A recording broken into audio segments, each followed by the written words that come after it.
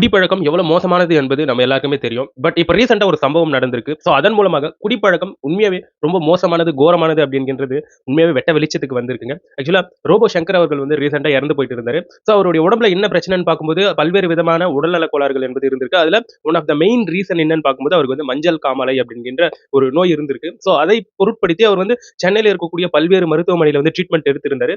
Recent டைம்ல அவருக்கு வந்து ட்ரீட்மெண்ட் எதுவுமே செட் ஆகாம மல்டி ஆர்கன் ஃபெயிலியர் ஆகி அவர் வந்து ரீசெண்டா இறந்து போயிருந்தாங்க.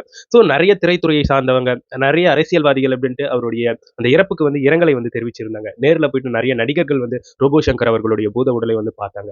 ஸோ ரோபோ சங்கர் அவர்கள் வந்து சில இன்டர்வியூல, சில காணொளிகள்ல கூட அவர் வந்து என்ன சொல்லியிருப்பாருன்னா, "நான் அடிக்காத சரக்கே கிடையாது. நான் பார்க்காத பாட்டிலே கிடையாது. ரூ. 60 முதல்ல 60,000 பாட்டில் வரைக்கும் நான் வந்து பார்த்திருக்கேன்" அப்படின்ட்டு அவர் ஒரு இன்டர்வியூ குடுத்திருப்பாரு. ஸோ அவர் வந்து ரொம்ப கஷ்டப்பட்டு சொல்றாரு, "மக்களே தயவு செஞ்சு ப்ராப்பரா டயட் எடுத்துக்கோங்க. ஹெல்த்ல வந்து உங்களுடைய கான்ஷியஸ வந்து போடுங்க.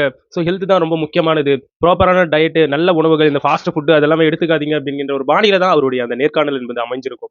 ஸோ இங்க வந்து புரியுதா? குடிப்பழக்கம் வந்து குடியை கெடுக்கும். அதே சமயம் உடல் நலத்துக்கு கேடு அப்படின்ட்டு சும்மா ஒண்ணும் போடல. படங்கள் வந்து போடும்போது. ஸோ அதுல வந்து ஆழமான அர்த்தங்கள் என்பது இருந்துகிட்டு இருக்கு. அதாவது அளவுக்கு மீறினால் அமுதமும் நஞ்சு அப்படிங்கிற ஒரு விஷயம் வந்து நம்மளுடைய பாட்டனார்கள் வந்து சொல்லியிருக்காங்க. சும்மாவா? சும்மா இஷ்டத்துக்கு ஒரு விஷயத்த அதிகமா கன்சியூம் பண்ணிட்டே இருந்தோம்னு வைங்களேன், அது வந்து ஆல்கஹாலா இருக்கட்டும், ஃபாஸ்ட் ஃபுட்டா இருக்கட்டும். ஸோ இது வந்து உடம்புக்கு பிடிக்காத அன்ஹெல்தி ஃபுட்ஸ் வந்து அது உடம்புக்கு எடுத்துக்கிட்டே இருந்தோம்னா, கண்டிப்பா ஒரு நாள் மிகப்பெரிய ஒரு பிரச்சனையாக மாறும்ன்றதுல மாற்று கருத்தே கிடையாது.